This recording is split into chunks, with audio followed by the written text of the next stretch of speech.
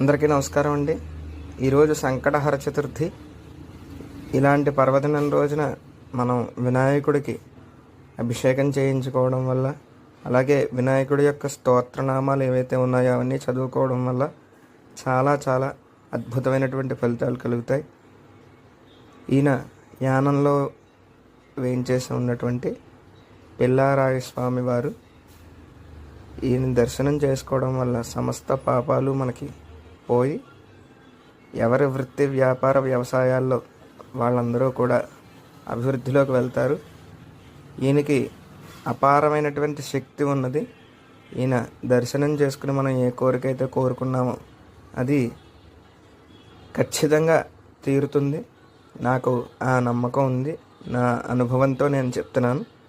మీరు కూడా అవకాశం ఉన్నప్పుడు ఎప్పుడైనా యానం వచ్చి ఈ స్వామివారిని దర్శనం చేసుకోండి.